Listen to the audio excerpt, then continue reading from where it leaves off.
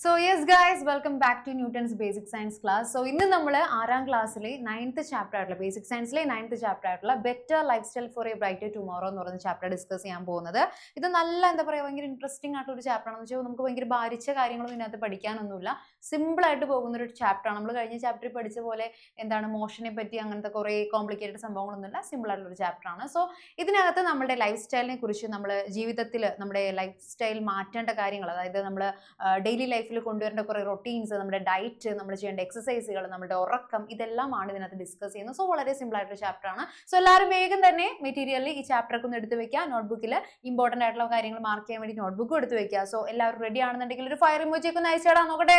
എങ്ങനെയാണെങ്കിൽ നമുക്ക് നേരെ നമ്മുടെ ചാപ്റ്ററിലേക്ക് പോകാം. Better lifestyle for a brighter tomorrow, നമ്മുടെ ജീവിതശൈലി നല്ല നാളേക്കായി, നല്ല ജീവിതശൈലി നല്ല നാളേക്കായി. ഓക്കെ, സോ ഇതിനകത്ത് നമുക്ക് കുറേ ഫുഡ് ഐറ്റംസും കുറേ കാര്യങ്ങളൊക്കെ തന്നിട്ടുണ്ടല്ലേ. ഇതിനകത്ത് ഫസ്റ്റിൽ നമുക്ക് വെജിറ്റബിൾസ് ആണ് തന്നിട്ടുള്ളത്. രണ്ടാമത്തേൽ ഫ്രൈഡ് ഐറ്റംസ് ആണല്ലേ, ഇങ്ങനെ എണ്ണയിൽ വറുത്തെടുക്കുന്ന ഐറ്റംസ് ആണ്. അടുത്തത് ഫ്രൂട്ട്സ് ഒക്കെയാണ്. അടുത്തത് നോക്കിക്കഴിഞ്ഞാൽ ബേക്കറി ഐറ്റംസ് ആണ്. നമുക്ക് ഏറ്റവും ഫേവറേറ്റ് ആയിട്ടുള്ള ഐറ്റംസ് ആണല്ലേ. ഇത് ബർഗർ ഉണ്ട്, പിസ്സ ഉണ്ട്, സാൻഡ്വിച്ച് ഉണ്ട്, കുറേ കേക്ക്, പേസ്ട്രീസ് ഒക്കെ ഉണ്ട്. ഓക്കെ, തിന്നാനൊക്കെ നല്ല ടേസ്റ്റ് ആണ്, ഭയങ്കര എൻജോയ് ചെയ്ത് തിന്നുന്ന സംഭവങ്ങളാണ്. പക്ഷേ ഇതെല്ലാം ജങ്ക് ഫുഡാണ്. നമ്മൾ അധികം കഴിച്ചു കഴിഞ്ഞാൽ അത് നമ്മളെ മോശമായിട്ട് തന്നെ ബാധിക്കുന്ന ഫുഡ് ഐറ്റംസ് ആണ് കേട്ടോ. then അടുത്ത ഇതെന്ന് പറയുന്നത് നമ്മൾ എണ്ണ, വറുത്തെടുത്ത എണ്ണയാണ്. അതായത് ഇപ്പോൾ ഒരു തവണ നമ്മൾ വറുത്തെടുത്തു, വീണ്ടും നമ്മൾ ഒരു പ്രാവശ്യം യൂസ് ചെയ്ത എണ്ണ വീണ്ടും വീണ്ടും യൂസ് ചെയ്ത് കഴിഞ്ഞാൽ അത് വളരെ വലിയ പ്രശ്നമാണ്.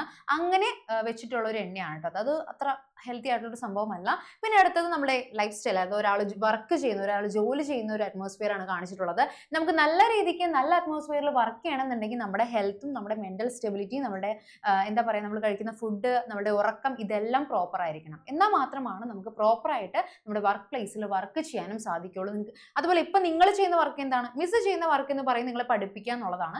നിങ്ങൾ ചെയ്യുന്ന വർക്ക് എന്ന് പറയുന്നത് നിങ്ങൾക്ക് തരുന്ന ടോപ്പിക്സ് കറക്റ്റ് ആയിട്ട് പഠിക്കുക, എക്സാം എഴുതുക, മാർക്ക് മേടിക്കുക, ഇത്രയേ ഉള്ളൂ നിങ്ങളുടെ വർക്ക് എന്ന് പറയുന്നത്. സോ അത് നിങ്ങൾക്ക് പ്രോപ്പറായിട്ട് ചെയ്യണമെന്നുണ്ടെങ്കിൽ നിങ്ങൾ കഴിക്കുന്ന ഫുഡ് പ്രോപ്പർ ആയിരിക്കണം, നിങ്ങളുടെ ഉറക്കം പ്രോപ്പർ ആയിരിക്കണം, നിങ്ങളുടെ മെന്റൽ ഹെൽത്ത് പ്രോപ്പർ ആയിരിക്കണം, ഫിസിക്കൽ ഹെൽത്ത് പ്രോപ്പർ ആയിരിക്കണം. എന്നാൽ മാത്രമാണ് നമ്മുടെ വർക്ക് പ്രോപ്പറായിട്ട് നമുക്ക് ചെയ്യാനായിട്ട് സാധിക്കുള്ളൂ. സോ ഇതിനകത്ത് പല ടൈപ്സ് ഓഫ് ഫുഡ് ഐറ്റംസ് ഉണ്ട്, നല്ലതും ചീത്തയും ഇതിനകത്ത് അടങ്ങിയിട്ടുണ്ട്.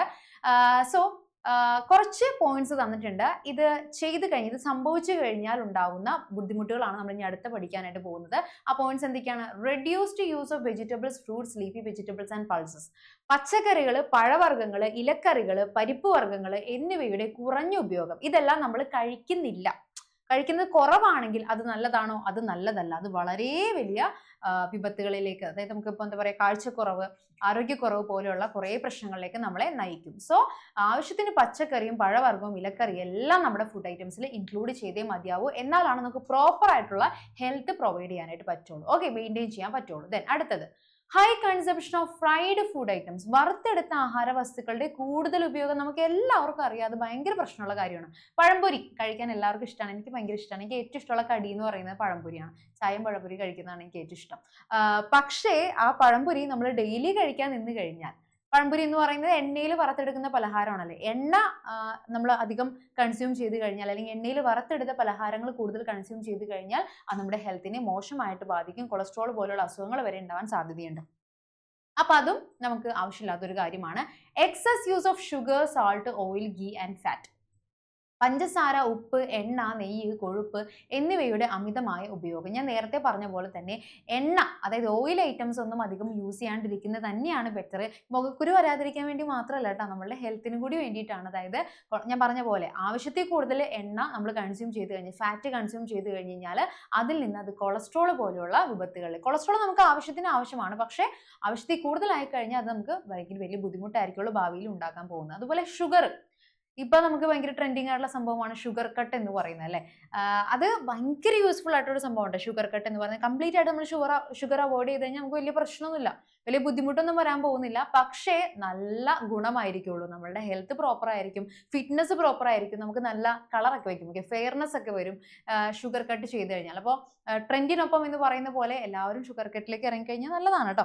Okay, then excess use of bakery food items. Bakery സാധനങ്ങളുടെ അമിതമായ ഉപയോഗം. ഞാൻ പറഞ്ഞ പോലെ തന്നെ ബേക്കറി സാധനങ്ങൾ കഴിക്കാം, കുഴപ്പമൊന്നുമില്ല, വല്ലപ്പോഴൊക്കെ കഴിച്ചെന്ന് വെച്ചാൽ വലിയ കുഴപ്പമൊന്നുമില്ല. പക്ഷേ എപ്പോഴും കഴിച്ചു കഴിഞ്ഞാൽ, അമിതമായി ഉപയോഗിച്ച് കഴിഞ്ഞ് കഴിഞ്ഞാൽ അത് നമ്മുടെ ഹെൽത്തിന് നല്ലതല്ല, അതും റോങ് ആണ്. Then reuse of cooking oil. നേരത്തെ പറഞ്ഞ പോലെ തന്നെ ഉപയോഗിച്ച എണ്ണ വീണ്ടും വീണ്ടും ഉപയോഗിക്കുന്നു. ഓക്കെ, ഉപയോഗിച്ച എണ്ണ അങ്ങനെ വീണ്ടും വീണ്ടും ഉപയോഗിക്കാൻ പാടില്ല. ബിക്കോസ് ആ എണ്ണ എന്ന് പറയുന്നത് ഓൾറെഡി ആ ഫുഡ് ഐറ്റംസുമായിട്ട് മിക്സ് ആയിട്ടുള്ള ഒരു എണ്ണയാണ്. അത് കുറച്ച് നാൾ ഇരുന്ന് കഴിയുമ്പോൾ, ഉപയോഗിച്ച എണ്ണ കുറച്ചിരുന്ന് കഴിയുമ്പോൾ തന്നെ അതിലേക്ക് ആവശ്യമില്ലാത്ത രീതിക്കുള്ള കണ്ടൻസ് ഒക്കെ വരാൻ സാധ്യതയുണ്ട്. സോ അത് നമുക്ക് വീണ്ടും ഉപയോഗിക്കുന്നത് ഒരു റോങ് ആയിട്ടുള്ള സമീപനമാണ്. Then last one, not eating on time. സമയത്തിന് ആഹാരം കഴിക്കാതിരിക്കൽ. ഓക്കെ, നമുക്ക് എന്തെങ്കിലും വളരെ അത്യാവശ്യമുള്ള ഒരു സാഹചര്യമൊക്കെ വന്നു കഴിഞ്ഞാലോ, എന്തെങ്കിലും കാര്യത്തിൽ പെട്ടുപോയി കഴിഞ്ഞാലോ ഒക്കെ നമുക്ക് അറിയാതെ ഫുഡ് മിസ്സായി പോയാലോ സമയത്തിന് കഴിക്കാണ്ടിരുന്നു കഴിഞ്ഞാൽ കുഴപ്പമില്ല. വല്ലപ്പോഴും മാത്രം, എനിക്കിടയ്ക്ക് സംഭവിക്കാറുള്ള കാര്യമാണ്.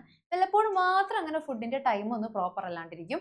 പക്ഷേ മാക്സിമം നമ്മൾ എന്ത് ചെയ്യണം, ഒരു ഫിക്സഡ് ടൈം. അപ്പോൾ ഉച്ചയ്ക്ക് 1 മണിയാണെന്നുണ്ടെങ്കിൽ ആ 1 മണിക്ക് നമ്മൾ ലഞ്ച് കഴിച്ചിട്ടുണ്ടാവണം. വൈകിട്ട് 4 മണിക്ക് നമ്മൾ ചായ കുടിച്ചിട്ടുണ്ടാവണം. രാത്രി 8 മണിക്ക് നമ്മൾ എന്താ പറയുക, നമ്മുടെ ഡിന്നർ കഴിച്ചിട്ടുണ്ടാവണം. രാവിലെ ഒരു 9 മണിക്ക് നമ്മൾ ബ്രേക്ക്ഫാസ്റ്റ് കഴിച്ചിട്ടുണ്ടാവണം. അതുപോലെ ഫിക്സ്ഡ് ടൈമിൽ കറക്റ്റായിട്ട് പ്രോപ്പർ ടൈമിൽ നമ്മൾ ഫുഡ് കഴിക്കണം.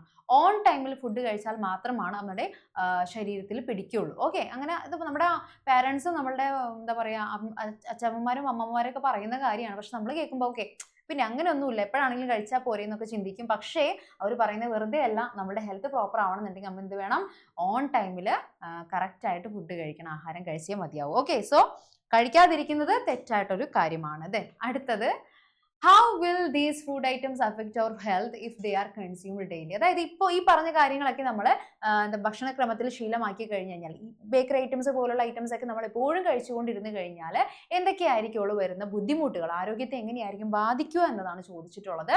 ഒരുപാട്, അതായത് കുറേ കാര്യങ്ങൾ അതിൽ നമ്മൾ മോശമായിട്ട് ബാധിക്കുന്നുണ്ട്. ഒന്നാമത്തെ കാര്യമാണ് ഒബേസിറ്റി, പൊണ്ണത്തടി. ഓക്കെ, അതായത് നമുക്ക് ആവശ്യത്തിന് വേണ്ട വണ്ണവും പൊക്കവും ഒക്കെ ഉണ്ട് വിചാരിക്കാം. നമ്മൾ ഓവറായിട്ട് എക്സസ് ആയിട്ട് ഫുഡ് ഇങ്ങനെ അമിതമായിട്ട് കഴിച്ചുകൊണ്ടിരുന്ന് കഴിഞ്ഞാൽ അവസാനം നമുക്ക് ആവശ്യമില്ലാത്ത രീതിക്ക് നമ്മുടെ ബോഡിയിൽ ഫാറ്റ് ഇങ്ങനെ ഉണ്ടാവാൻ തുടങ്ങും. ഓക്കെ, നമ്മുടെ വയറ് കൂടാൻ തുടങ്ങും, നമ്മുടെ മസിൽസിൽ ആവശ്യമില്ലാത്ത മീറ്റ് ഫ്ലഷ് ഇങ്ങനെ കൂടാൻ തുടങ്ങും. ഓക്കെ, അതിനെയാണ് നമ്മൾ പൊണ്ണത്തടി അല്ലെങ്കിൽ ഒബേസിറ്റി എന്ന് പറയുന്നത്.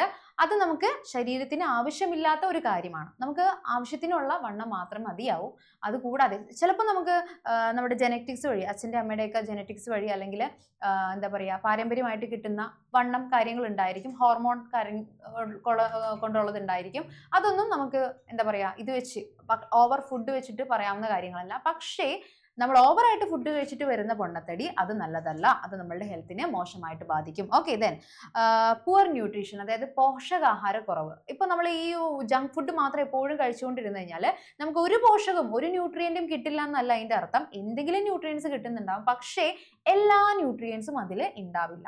ഓക്കെ, നമ്മൾ ഒന്നാമത്തെ ചാപ്റ്ററിലെ ഫുഡ് ഫോർ ഹെൽത്ത് എന്ന് പറയുന്ന ചാപ്റ്ററിൽ പഠിച്ച കാര്യമാണ്. നമ്മൾ ഡിഫറെൻറ്റ് ഇൻഗ്രീഡിയൻസ് വെച്ചിട്ട് ഡിഫറെൻറ്റ് ഫുഡ് ഐറ്റംസ് കഴിച്ചാൽ മാത്രമാണ് നമുക്ക് പ്രോപ്പർ ആയിട്ടുള്ള ഹെൽത്ത് മെയിൻറ്റെയിൻ ചെയ്യാൻ പറ്റുള്ളൂ. ബിക്കോസ് എന്താണ്, എല്ലാ ഇൻഗ്രീഡിയൻസിലും നമുക്ക് അതായത് ഒറ്റ ഇൻഗ്രീഡിയൻസിൽ മാത്രം നമുക്ക് എല്ലാ ന്യൂട്രിയൻസും കിട്ടണം നിർബന്ധമൊന്നുമില്ല. അപ്പോൾ നമ്മൾ എന്ത് വേണം, പല ഡിഫറെൻറ്റ് ടൈപ്സ് ഓഫ് ആഹാരങ്ങളും different types of food items കഴിച്ചിട്ട് എല്ലാ ന്യൂട്രിയൻസും ഭക്ഷണത്തിൽ ഉൾപ്പെടുത്താനായിട്ട് ശ്രമിക്കണം. ഓക്കെ, അപ്പോൾ നമുക്ക് പുവർ ന്യൂട്രീഷൻ അല്ലെങ്കിൽ പോഷകാഹാരക്കുറവ് ഉണ്ടാവില്ല. Then poor mental and dental health. Okay, നമ്മളുടെ മാനസികമായിട്ടുള്ളതും അതുപോലെ തന്നെ ദന്താരോഗ്യം എന്ന് പറയുന്നത് ഇപ്പോൾ നമ്മൾ മര്യാദക്ക് ഭക്ഷണം കഴിച്ചില്ല എന്നുണ്ടെങ്കിൽ നമ്മുടെ പല്ലിനും അത് പ്രശ്നമാണ്. ഓക്കെ, ഡെന്റൽ ഹെൽത്തിനെയും അത് മോശമായിട്ട് ബാധിക്കും.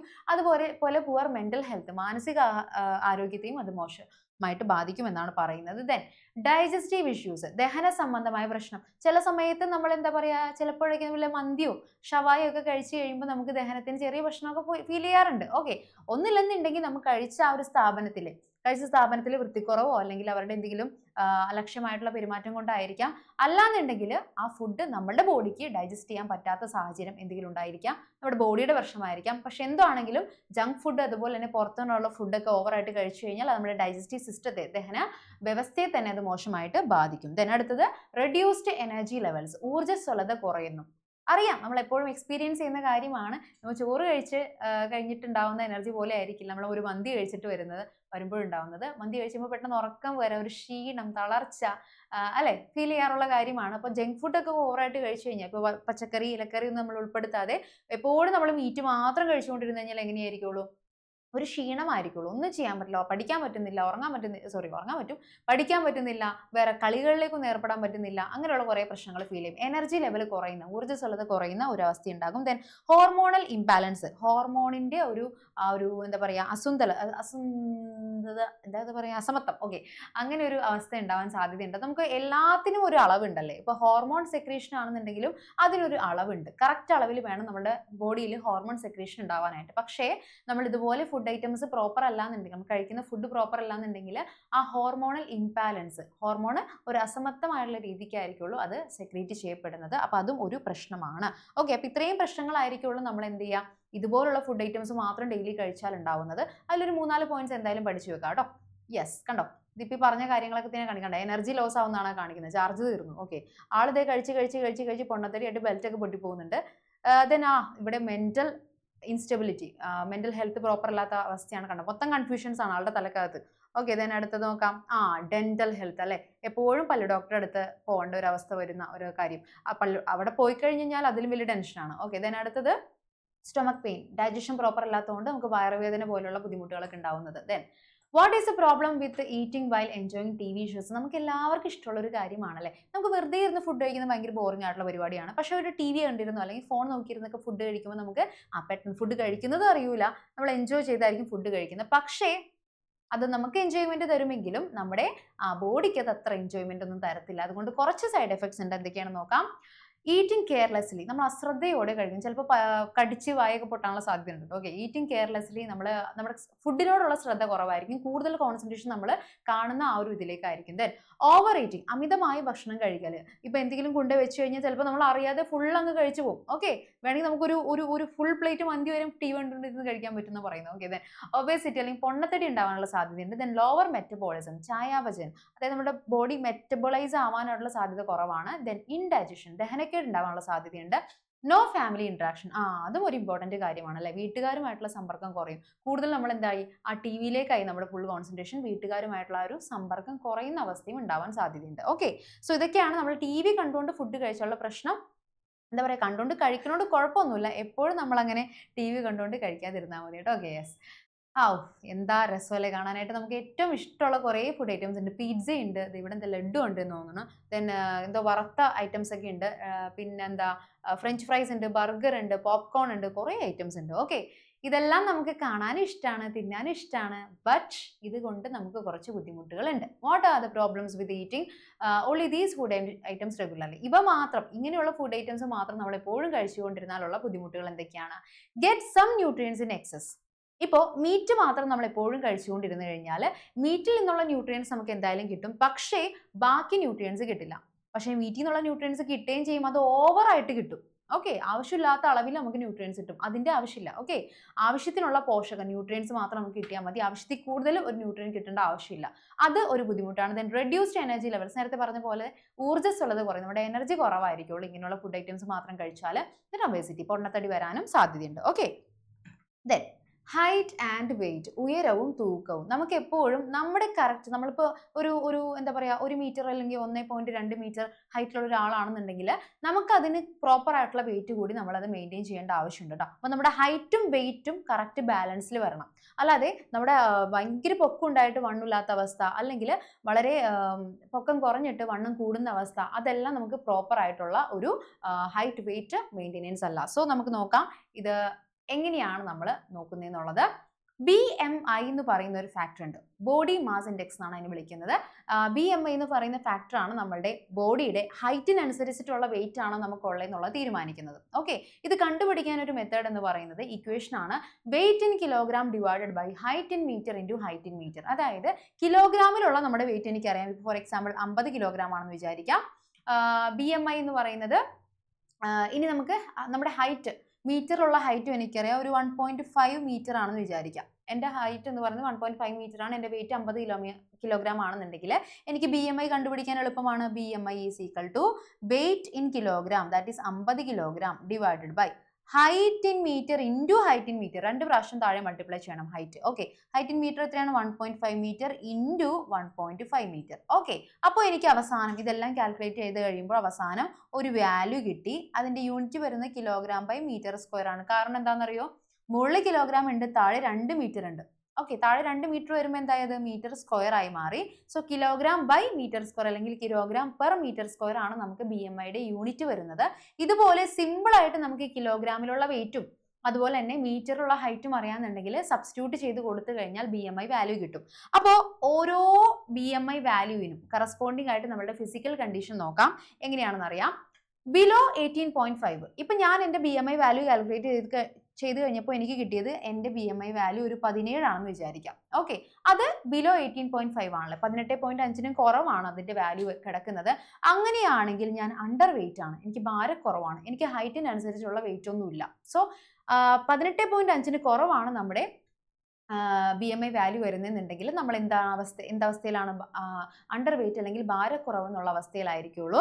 ദെൻ 18.5നും 24.9നും ഇടയിലാണ്. ഫോർ എക്സാമ്പിൾ 22 ആണ് എനിക്ക് എൻ്റെ BMI വാല്യൂ കിട്ടിയെന്നുണ്ടെങ്കിൽ ഞാൻ എന്താണ് നോർമൽ വെയിറ്റ് ആണ്, എൻ്റെ ഭാരമൊക്കെ കറക്റ്റ് ആണ്, ശരിയായ വെയിറ്റ് ആണ്, എൻ്റെ ഹൈറ്റിനനുസരിച്ചുള്ള വെയിറ്റ് എനിക്കുണ്ട്. ഓക്കെ, ദെൻ 25നും മേലെ ഒരു 29നും 25ന്റെ ഇടയിലാണെന്നുണ്ടെങ്കിൽ ഓവർ വെയിറ്റ് ആണ്. ഓക്കെ, അമിതമായിട്ടുള്ള കുറച്ച് വണ്ണം എനിക്ക് കൂടുതലാണ്, അത്രയും വണ്ണത്തിന്റെ ആവശ്യമില്ല, എൻ്റെ പൊക്കത്തിന് അത്രയും വണ്ണം ആവശ്യമില്ല എന്നുള്ളതാണ് പറയുന്നത്. സോ അത് ഓവർ വെയിറ്റ് ആണ്. ദെൻ കുറച്ചുകൂടി പോയി കഴിഞ്ഞാൽ 30ന് മേലെ ഒരു 30നും 34നും ഇടയ്ക്ക് വരികയാണെന്നുണ്ടെങ്കിൽ അത് ഒബേസിറ്റി ആണ്, അത് പൊണ്ണത്തടിയായി. ഓക്കെ, ഓവർ വെയിറ്റ് അല്ല, അതിലും കൂടുതലായി എന്താണ് പൊണ്ണത്തടിയുടെ ഒന്നാമത്തെ സ്റ്റേജ്. ഓക്കെ, ഒബേസിറ്റിയുടെ ഫസ്റ്റ് സ്റ്റേജിൽ നമ്മൾ എത്തിയിട്ടുണ്ട്. 35നും ദെൻ 39.9 40ന്റെ ഇടയിൽ വന്നു കഴിഞ്ഞാൽ നമുക്ക് ഒബേസിറ്റിയുടെ രണ്ടാമത്തെ സ്റ്റേജിലേക്ക് എത്തിയിട്ടുണ്ട്. ദെൻ 40ന് മേലെ ആയി കഴിഞ്ഞ് കഴിഞ്ഞാൽ അത് എന്താ പറയുക തേർഡ് സ്റ്റേജ് ആയി. അവിടെ നിന്ന് പിന്നെ നമുക്കൊരു റിവേഴ്സ് ഗിയർ എന്ന് പറയുന്നത് തന്നെ റിസ്ക് ആണ്. തിരിച്ച് നമ്മൾ നോർമൽ സ്റ്റേറ്റിലേക്ക് എത്താമെന്ന് പറയുന്നത് തന്നെ വളരെ ബുദ്ധിമുട്ടുള്ള ഒരു കാര്യമാണ്. സോ ഒരിക്കലും ഈ ഒരു സ്റ്റേറ്റിലേക്ക് എബവ് 40ലേക്ക് എത്താതിരിക്കാനാണ് നമ്മൾ മാക്സിമം നോക്കേണ്ടത്. കാരണം അവിടെ എത്തിക്കഴിഞ്ഞാൽ പിന്നെ നമുക്ക് തിരിച്ച് നമ്മുടെ നോർമൽ വെയിറ്റ് ഗെയിൻ ചെയ്യാനായിട്ട് വളരെ ബുദ്ധിമുട്ടായിരിക്കുള്ളൂ. ഓക്കെ, എപ്പോഴും നമ്മൾ എന്ത് ചെയ്യുക, നമ്മുടെ BMI എപ്പോഴും 18.5നും 24.9നും ഇടയിൽ മെയിൻറ്റെയിൻ ചെയ്യുക. ഇടയ്ക്കിടയ്ക്ക് നിങ്ങളുടെ വെയിറ്റും ഹൈറ്റും നോക്കിയിട്ട് അതൊന്ന് കാൽക്കുലേറ്റ് ചെയ്ത് വെക്കുക. ഞാൻ ഓക്കെ ആണോ, എൻ്റെ ഹെൽത്ത് ഓക്കെ ആണോ, എൻ്റെ ഹൈറ്റും വെയിറ്റ് ഒക്കെ ഓക്കെ ആണോ എന്നുള്ളത്, ഒന്ന് നോർമൽ ആണോ എന്നുള്ളത് കാൽക്കുലേറ്റ് ചെയ്ത് വെക്കുന്നത് വളരെ നല്ലൊരു കാര്യമാണ്. എൻ്റെ നോർമലാണ് കേട്ടോ, ഞാൻ പറയാലോ, ഞാനത് ഇത് പഠിപ്പിക്കേണ്ട ഭാഗമായിട്ട് ഞാനത് കാൽക്കുലേറ്റ് ചെയ്തായിരുന്നു, അത് നോർമലാണ്. ദെൻ എന്താണ് പൊണ്ണത്തടി അല്ലെങ്കിൽ ഒബേസിറ്റി, അമിതവണ്ണം എന്താണ്? It is a condition in which body weight is in excess than the normal. നമ്മുടെ സാധാരണയിൽ കൂടുതൽ ശരീരഭാരം കൂടുന്ന ഒരവസ്ഥയാണ് അമിതവണ്ണം എന്ന് പറയുന്നത്. ഈ രോഗം അതായത് നമുക്കിപ്പോൾ ഫുഡ് കഴിച്ച് എന്താ പറയുക എക്സസ് ആയിട്ട് നമ്മുടെ ബോഡിയിൽ ഫാറ്റ് അടിഞ്ഞു കൂടുമ്പോഴാണ് കൂടുതലും ഈ ഒരു അവസ്ഥ വരുന്നത്.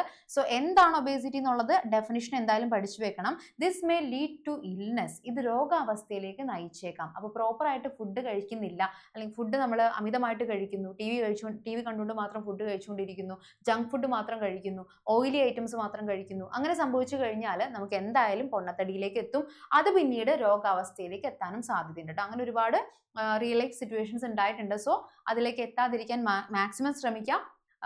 ദെൻ നമുക്ക് നോക്കിക്കഴിഞ്ഞാൽ അടിപൊളി, യെസ്, ഈറ്റ് ഹെൽത്തി. ഓക്കെ, ആരോഗ്യപരമായിട്ട് നമ്മൾ ഭക്ഷണം കഴിക്കാൻ ശ്രമിക്കുക.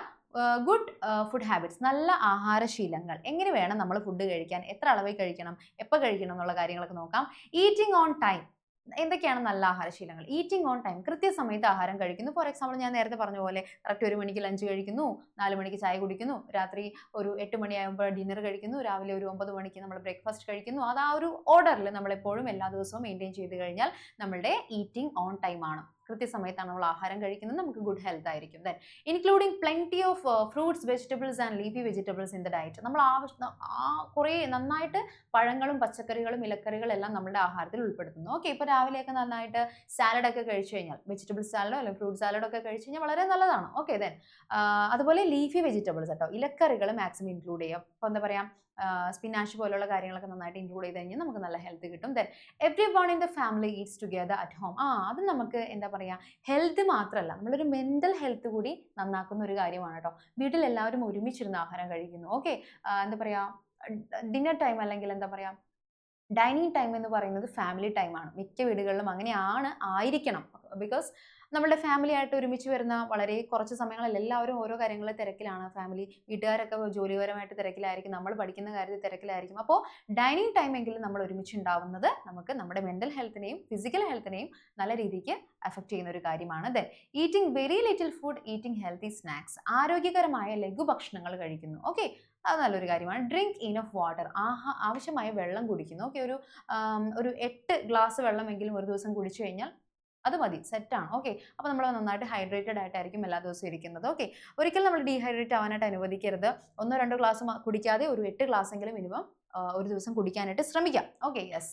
Then food and exercise. ആഹാരം കഴിക്കുന്നത് മാത്രമല്ല, നമ്മൾ വ്യായാമവും കൂടുതൽ ശ്രദ്ധിക്കേണ്ട ഒരു കാര്യമാണ്. ഇപ്പം നമ്മൾ ഡെയിലി നോക്കിക്കഴിഞ്ഞാൽ ഇപ്പം നിങ്ങൾ സ്കൂളിൽ പോവുകയാണെങ്കിൽ തന്നെ നിങ്ങൾ സ്കൂൾ ബസ്സിൽ രാവിലെ എഴുന്നേൽക്കുന്നു, സ്കൂൾ ബസ്സിൽ കയറിയിരുന്ന് വെറുതെ ഇരുന്ന് സ്കൂൾ വരെ എത്തുന്നു, സ്കൂളിൽ ചെന്ന് കഴിഞ്ഞിരുന്ന് പഠിക്കുന്നു, ചിലപ്പോൾ കളിക്കാനുള്ള PT പീരീഡ് ഒക്കെ ഉണ്ടെങ്കിൽ ചിലപ്പോൾ കളിക്കും, അത് കഴിഞ്ഞിട്ട് നേരെ വീട്ടിൽ വരുന്നു, ഇപ്പം നമ്മുടെ ക്ലാസ് അറ്റൻഡ് ചെയ്യുന്നു, കിടന്നുറങ്ങുന്നു. അങ്ങനെ വേറെ പ്രത്യേകിച്ച് ശരീരം അനങ്ങുന്ന ഒരു വർക്കും നമ്മൾ ചെയ്യുന്നില്ല. ശരിക്കും അങ്ങനെയല്ല വേണ്ടത്. നമ്മൾ രാവിലെ എഴുന്നേറ്റിട്ടോ അല്ലെങ്കിൽ നമ്മുടെ ഡേ ടൈമിൽ എപ്പോഴെങ്കിലും നമ്മൾ എന്ത് വേണം, ശരീരം അനങ്ങി വ്യായാമത്തിൽ ഏർപ്പെട്ടിട്ടുണ്ടാവണം. എക്സസൈസ് നമ്മൾ ചെയ്യുന്നുണ്ടെന്നുള്ള കാര്യം ഉറപ്പുവരുത്തിയിട്ടുണ്ടാവണം. അത് പല രീതിക്കാവാട്ടോ. എക്സസൈസ് എന്ന് പറയുമ്പോൾ ഡാൻസേഴ്സിന് പ്രത്യേകിച്ച് എക്സസൈസിന്റെ ആവശ്യമില്ല. ബിക്കോസ് അവർ ഡാൻസ് കളിക്കുമ്പോൾ തന്നെ അവരുടെ ബോഡി നന്നായിട്ട് സ്വെറ്റ് ആവുന്നുണ്ട്, ബോഡി നന്നായിട്ട് മൂവ് ആവുന്നുണ്ട്. സോ അവർക്ക് എക്സസൈസ് നോർമലി പ്രൊവൈഡഡ് ആവുന്നുണ്ട്. ഓക്കെ, അതുപോലെ നമ്മൾ ഓടാൻ പോകുന്നതോ ഷട്ടിൽ കളിക്കുന്നതോ സ്പോർട്സ് ഐറ്റംസിൽ ഏതെങ്കിലും എൻഗേജ്ഡ് ആവുന്നതൊക്കെ നമുക്ക് നന്നായിട്ട് ബോഡി എപ്പോഴും സ്റ്റിഫ് ആയിട്ടിരിക്കാനായിട്ട് ഹെൽപ്പ് ചെയ്യും. Okay, most of the occupations that people engaged in the past required physical activities.